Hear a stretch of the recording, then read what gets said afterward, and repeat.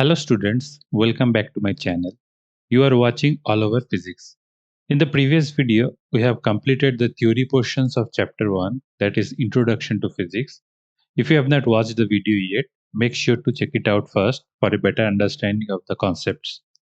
In this video, we move on to solving important problems from the same chapter. There are total 10 worked out examples. These questions will help you strengthen your grasp of the basic and prepare you for school exams as well as competitive exams like NEET and JEE. But before proceeding further, if you find this helpful, please like, share, and subscribe to the channel for regular updates and more such videos.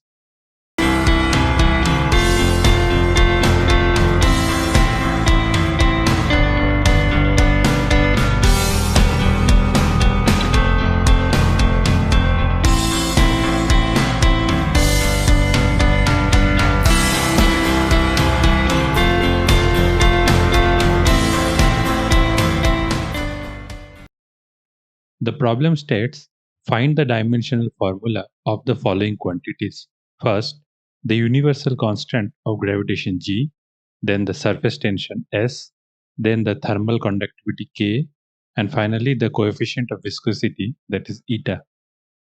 The concerning equations involving these quantities are: first, F is equal to Gm1 m2 by r square, which is the equation of Newton's law of gravitation. Then second is S is equal to rho g RH divided by 2, which is the equation of surface tension of a liquid. Then the third formula is Q is equal to K A theta 2 minus theta 1 T divided by D, which is the equation of thermal conductivity. And the last one is force equal to minus eta A V2 minus V1 divided by X2 minus X1, which is the viscosity equation. Let us solve them one by one. First, we will take the first equation, that is force is equal to G m1 m2 divided by r square. In the previous video, we got familiarized with the equation. This is Newton's law of gravitation. So in the figure, you can see there are two masses, m1 and m2, which are separated by a distance r. Now, the force governing between them is given by Newton, which states that the gravitation force between the two masses is proportional to the product of the masses and is inversely proportional to the square of the distance apart. So, mathematically, we can write force is proportional to product of the masses and inversely proportional to the square of the distance apart.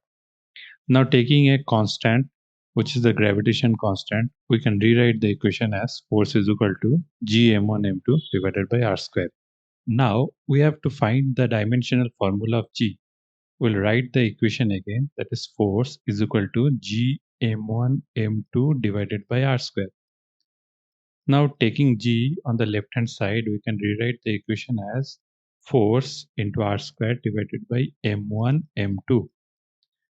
From Newton's second law, we can write force is equal to mass into acceleration. Now acceleration is velocity by time, and velocity is length by time divided by time. Therefore, we can write the equation of force as ml t square. So we can rewrite the equation of G as ml t square into r square divided by m1 m2. From the previous video, we have learned the dimension of mass is capital M and dimension of length is represented by capital L. Therefore, for both L and R, the representation is capital L. Then comes the time, which is represented by capital T. So putting them, we can rewrite the equation as m L cube t square divided by m square. So rearranging, we can write the equation as m to the power minus 1 L cube t to the power minus 2. Therefore, the dimensional formula of the universal constant of gravitation G is equal to m to the power minus 1 L cube e to the power minus 2. Now we'll take the second equation, that is S is equal to rho G R H divided by 2, which is the equation of capillary rise surface tension. From the figure, we can see that h is the height to which the liquid rises inside the tube. R is the radius of the tube, G is the acceleration due to gravity, and rho is the density of water. Now, one by one, we'll write the dimensions of the left-hand side. First comes the density of water, that is rho, which is nothing but density of water. Now we know density is equal to mass divided by volume. Therefore, you can write m divided by L cube. Length cube is volume. Now comes the second part, that is G, which is the acceleration due to gravity. Now from Newton's second law, we know that force is equal to mass into acceleration. Now already we have learned force is equal to ml t to the power minus 2, which is equal to mass into acceleration. Therefore, acceleration, which is g in our case, is equal to L t to the power minus 2. Now putting all together, we can rewrite the equation as, so S is equal to rho g R h divided by 2. Now we already got rho is equal to m by L cube. Then g is equal to L t to the power minus 2. Then comes R, then comes h divided by 2. Now the term R and h, they are also length. Therefore, we can write it as m L cube into L t to the power minus 2 into L square divided by 2. So this L cube will cancel out with this, and what remains is m t to the power minus 2 divided by 2.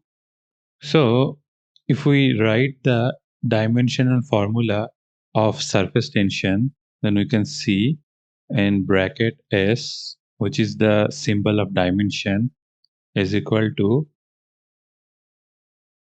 m t to the power minus 2 divided by 2.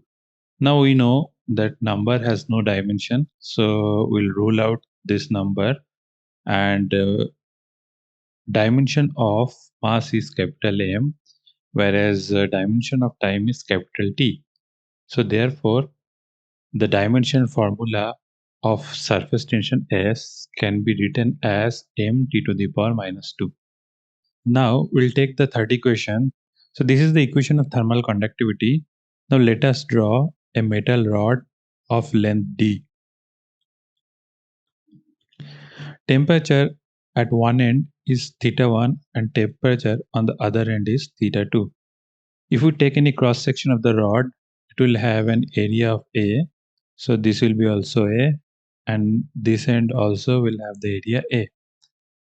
And let us consider K is the thermal conductivity of the material. Then according to Fourier's law,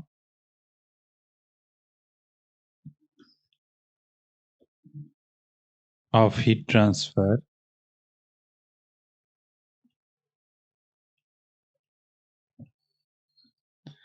amount of heat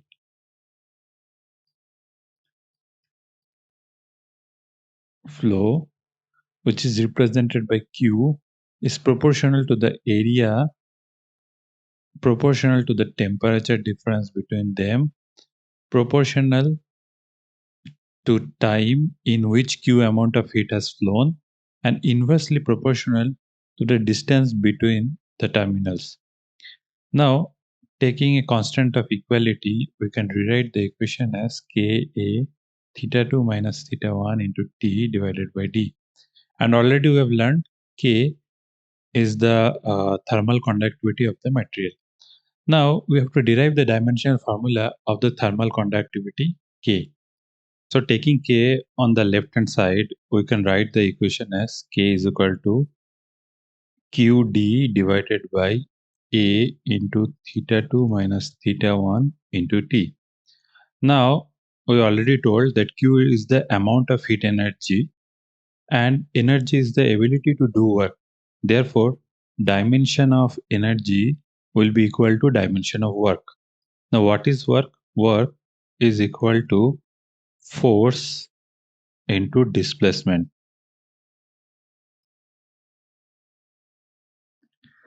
Now, already we have learned dimension of force is ml t to the power minus 2 and dimension of displacement is L. So, altogether we can write that dimension of work is equal to ml square t to the power minus 2. So one by one, we'll write the dimensions. So first we got energy, which has dimension of ml squared t to the power minus 2. Then comes distance d, whose diameter is L. Then comes area, which is represented by L square.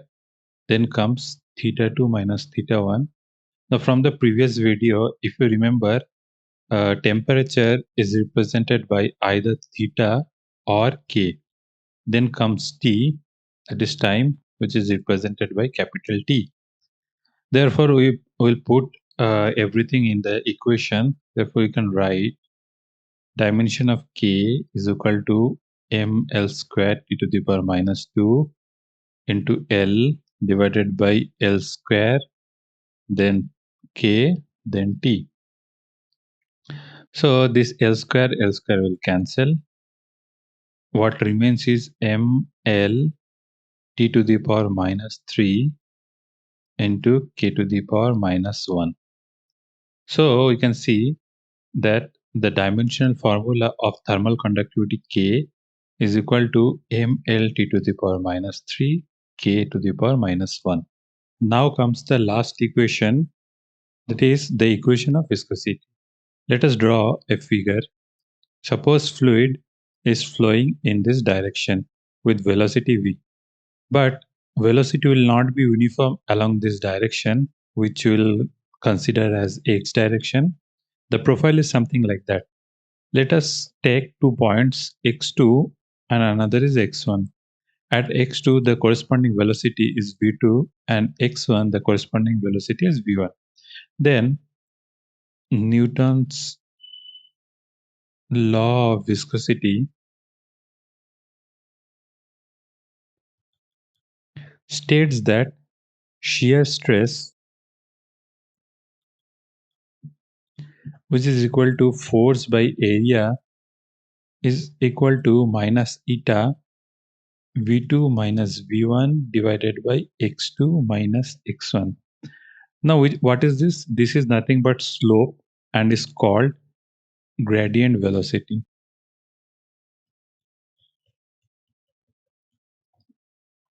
Now we have to find the dimensional formula of the coefficient of viscosity, eta.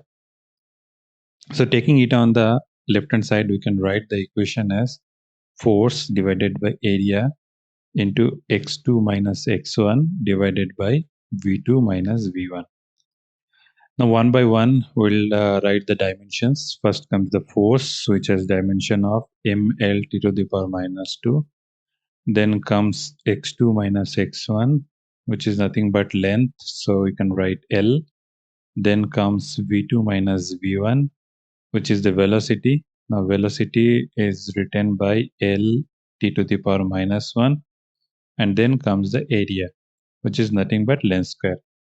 So putting this, we can write the dimension of eta as ml t to the power minus 2, then length divided by length square into L to the power minus 1. So this L will cancel out with L square. Therefore, we can write m L to the power minus 1 t to the power minus 1. Therefore, the dimension formula of coefficient of viscosity, that is eta, is equal to ml to the power minus 1 t to the power minus 1. Now the next problem is also similar to the previous problem. 4 equations are given. we have to write the dimensional formula for them. So let us solve them one by one. So we'll take the first equation, that is Q is equal to IT, which states that total charge which is represented by Q passing through a point in a circuit is equal to the current, that is I, multiplied by the time over which the current has flown. Now we'll find the dimensional formula for the charge Q. So on the right hand side, first we have current. Now if you remember our previous video, we told that dimension of current is represented by capital letter I. Now comes the second part, that is time, which is represented by capital T. Therefore, we can write the dimensional formula for charge Q is equal to IT. Now the next equation is U is equal to VIT, which means the potential energy, that is U, is the product of electric potential, that is V, and charge, that is Q. Therefore, we can write potential energy is equal to electric potential into Q. And in the previous equation, we have seen Q is equal to IT. Therefore, you can write electric potential energy is equal to electric potential into current into time. Now we have to find the dimensional formula for electric potential, that is V. So taking V on the left hand side, we can rewrite the equation as U divided by IT. Now U is the potential energy, and just now we have learned that dimension of energy is equal to ml square t to the power minus 2. And in the previous equation, we have seen that dimension of IT is represented by capital IT. So putting them, we can write the dimension of V as ml square t to the power minus 2 divided by IT. So rearranging, we can write the equation as ml square t to the power minus 3 I to the power minus 1. Therefore, we can say that dimensional formula of electric potential, that is V, is equal to ml square t to the power minus 3 I to the power minus 1. Now the next equation is Q is equal to CV, which states that the charge stored on a capacitor, that is Q, is the product of capacitance, that is C, and applied voltage, that is V. Now we have to find the dimensional formula for capacitance C. So you can write C is equal to Q divided by V. And in the previous equation, we have seen that Q is equal to IT. Therefore, you can write capacitance as IT divided by V. And in the previous equation, just now we have derived the dimension of electric potential is equal to ml square t to the power minus 3 I to the power minus 1. And dimension of IT is capital IT. So putting them, we can write the dimension of capacitance as IT divided by ml square t to the power minus 3 I to the power minus 1. So we can rewrite the equation as m to the power minus 1, L to the power minus 2, I square, and t to the power minus 4.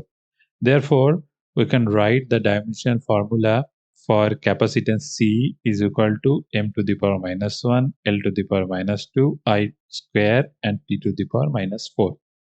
Now coming to last equation, that is V is equal to Ri, which is also known as Ohm's law, which states that potential across 2 points of a resistance is equal to the product of current, that is I, flowing through it, and the resistance R itself. Now we have to find the dimensional formula for R. Therefore, we can write R is equal to V divided by I. Dimensional formula for potential V is equal to ml square t to the power minus 3 I to the power minus 1. And dimension of current is nothing but I. Therefore, we can write the dimensional formula for resistance R is equal to ml square t to the power minus 3 I to the power minus 1 divided by I. Therefore, it is ml square t to the power minus 3 I to the power minus 2. The next problem states the SI and CGS units of energy are joule and erg respectively. Now the question is how many ergs are equal to 1 joule. So in problem number 1, already we have derived the dimensional formula for energy, which is equal to ml square t to the power minus 2. Now look closely at the problem where it is telling there are two different systems of unit, that is SI system and CGS system. Now, if you remember our first video, we have discussed little bit about SI and CGS system.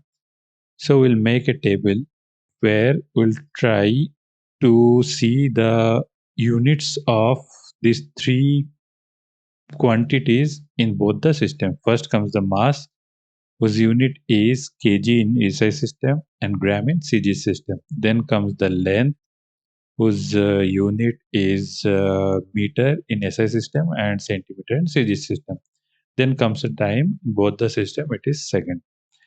Now we'll write 1 joule divided by 1 erg is equal to, so for mass we'll leave one column, then comes the length, we'll leave one more column, to the power square, then comes the time column, it is to the power minus 2. Now in SI system, mass is 1 kg, it is 1 meter length, and time is 1 second. And down is the CG system, so we'll write 1 gram, 1 centimeter, and 1 second. Now 1 kg is equal to 1000 gram divided by 1 gram. 1 meter is equal to 100 centimeter divided by 1 centimeter square, and this thing will cancel out. So you can write it as 1000 into 100 square, that is 10 power 7. So the relation between joule and erg is like that: 1 joule of energy is equal to 10 power 7 erg of energy. The problem is telling Young's modulus of steel is 19 into 10 power 10 Newton per meter square. Express it in dyne per centimeter square, where dyne is the CGS unit of force. Before solving the problem, let us look at the graph. The graph is stress-strain curve. Now, Young's modulus is the slope of the linear part of the stress-strain curve under tension or compression. Therefore, we can write Young's modulus is equal to stress divided by strain. Now, what is stress? Stress is force divided by area. Now, in SI system, force has unit of Newton, whereas area is meter square. So the unit of stress is Newton per meter square. Whereas strain, it is dimensionless, therefore it has no unit. Now we can write the dimensional formula of Young's modulus as dimension of F divided by dimension of area. Already we know the dimensional formula for force is ml t to the power minus 2, whereas area is length square. Therefore, we can write dimensional formula for Young's modulus as m L to the power minus 1 t to the power minus 2. Just now we have obtained the dimensional formula for Young's modulus as m L to the power minus 1 t to the power minus 2. Now, similar kind of problem we have already solved.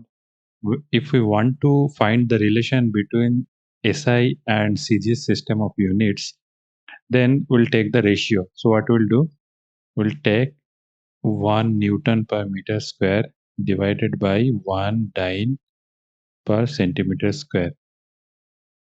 So this m term will come first, then is the length, here exponent to the power minus 1, now then t to the power minus 2. So where the exponent is t to minus 2. Now in SI system we know mass we express in kg, length we express in meter, and time we express in second. And in CGS system we express mass in gram, length in centimeter, and time again in second. So 1 kg is equal to 1000 gram divided by 1 gram, 1 meter into 100 centimeter divided by 1 centimeter to the power minus 1, and this term anyway cancel out. So what we'll obtain is equal to 1000 into 1 by 100, that is equal to 10. So 1 Newton per meter square is equal to 10 dyne per centimeter square. Now, the question is telling that Young's modulus of steel is 19 into 10 power 10 Newton per meter square. Therefore, if we express it in dyne, it will be 19 into 10 power 10 into 10 dyne per centimeter square. Therefore, in CGS system, Young's modulus of steel is 19 into 10 power 11 dyne per centimeter square. Now we'll take the next problem, which states if velocity, time, and force were chosen as basic quantities, find the dimension of mass. Now, from Newton's second law, we can write force is equal to mass time acceleration. Therefore, we can write mass as force divided by acceleration. Now we know that acceleration is velocity divided by time. Therefore, we can write it as force cross time divided by velocity. Now, if we remember, till now we have derived dimensional formula for force is mLt to the power minus 2. Time is expressed in capital T, and velocity we express as L to the power minus 1. But look closely at the problem. It is stating that velocity, time, and force were chosen as basic quantities. So we'll not consider these formulas, rather we'll consider them as it is. Therefore, the dimensional formula of mass will be Ft divided by V. Therefore, it is Ft V to the power minus 1. Now we'll take the problem number 6, which is stating to test the dimensionality of the equation v square is equal to u square plus 2ax. In the previous video, we have learnt about homogeneity of dimensions in an equation, which tells the dimensions of all the terms in an equation must be identical. So, if we write the equation, that is v square is equal to u square plus 2ax, then we can say that the equation is dimensionally correct if dimension of v square is equal to dimension of u square is equal to dimension of 2ax. Now we'll find the dimension of each term one by one. First come v square. If you remember the first video, we have talked about the equation. So in the equation, v is the final velocity, u is the initial velocity, a is the acceleration, and a is the distance. Therefore, we'll write within square bracket v square is equal to, so we told v is a velocity.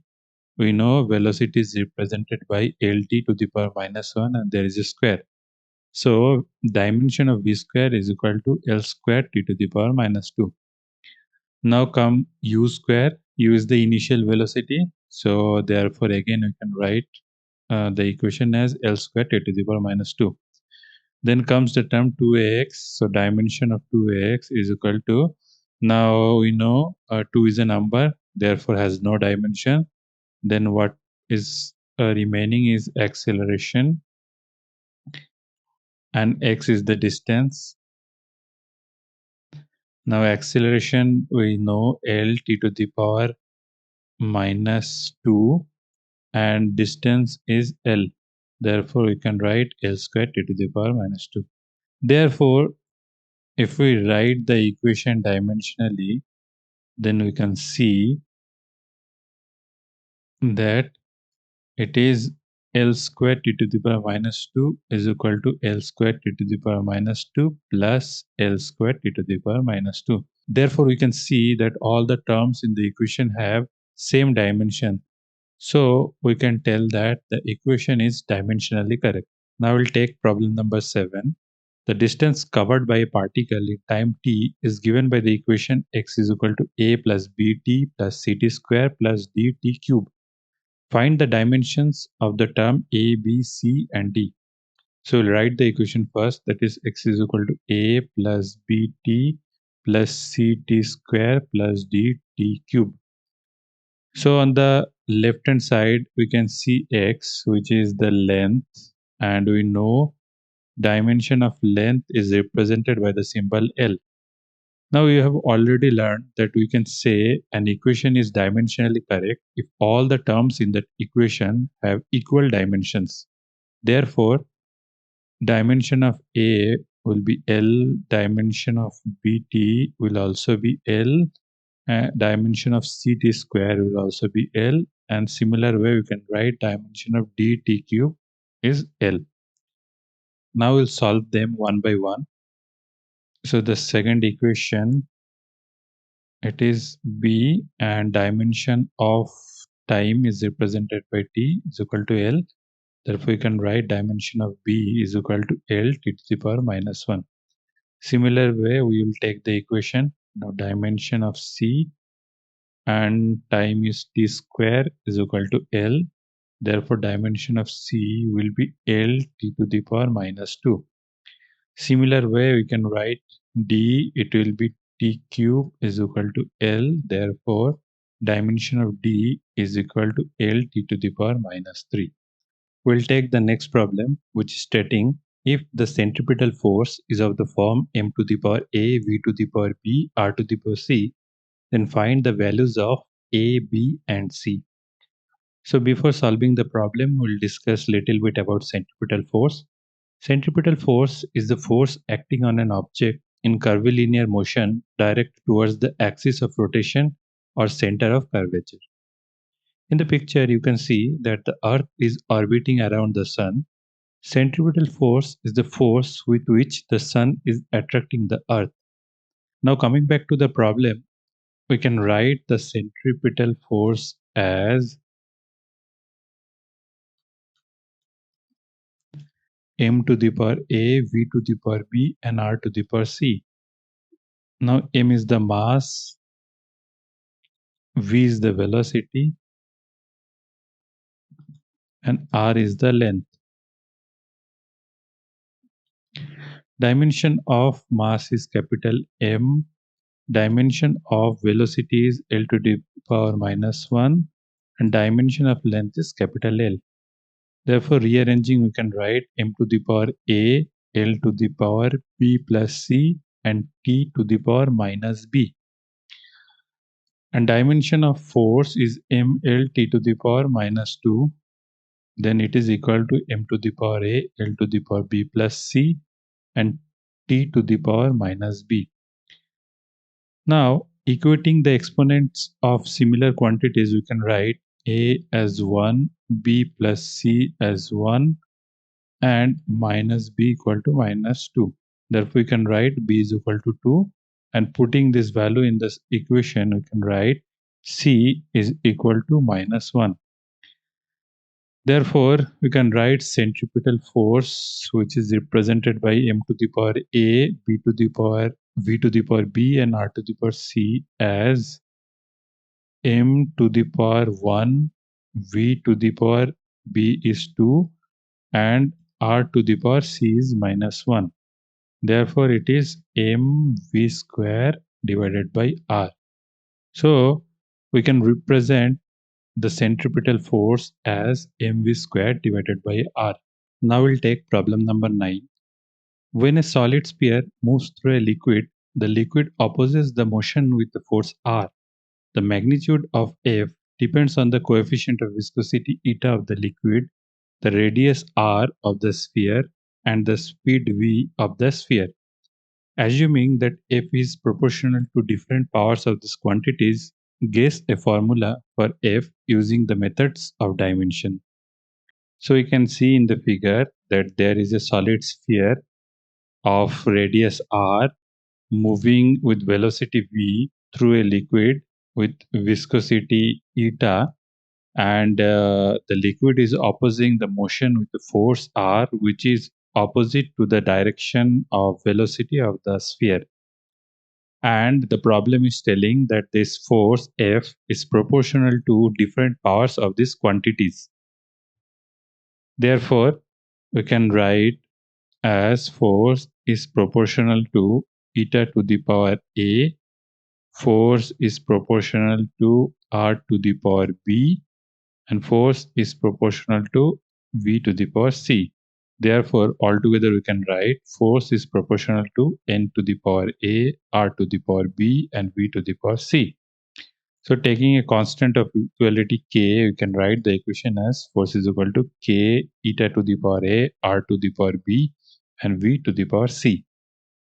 Now dimension of force is equal to ml t to the power minus 2.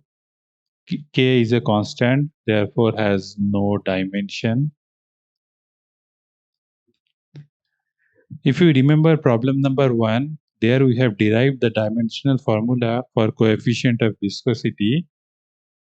So we can write coefficient of viscosity as m L to the power minus 1 T to the power minus 1. Then comes the next term, that is R, which is nothing but length is represented by L. Then comes velocity, and dimension of velocity is L T to the power minus 1. Therefore, putting all the values, we can write on the left hand side it is ml T to the power minus 2. And on the right hand side, we can write ml to the power minus 1 T to the power minus 1 to the power a, then L to the power b, and then L T to the power minus 1 to the power c. So rearranging on the right hand side, we can write it as m to the power a, then L to the power minus a plus b plus c, and t to the power minus a minus c. Now equating the exponents of m, l, and t from both the sides, we can write it as a is equal to 1 minus a plus b plus c equal to 1, and minus a minus c is equal to minus 2. So putting the value of a in this equation, we can get c is equal to 1. And then putting a and c in this second equation, we can get b is equal to 1. Therefore, the formula for f, we can write it as f is equal to k eta r v. Now we'll come to the last problem.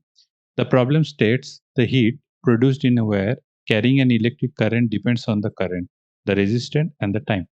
Assuming that the dependence is of the product of powers type, guess an equation between these quantities using dimensional analysis. The dimension formula of resistance is ml square I to the power minus 2 and t to the power minus 3, and heat is a form of energy. Let us assume R is the resistance, I amount of current is flowing through it. Then at time t, H is the amount of energy that is getting produced. Now if you remember problem number 3, there we have derived the dimension for energy. It is represented by ml square t to the power minus 2. Now the problem is stating that all the dependence is a product of powers. Therefore, we can write H is proportional to I to the power A, then R to the power B, then T to the power C.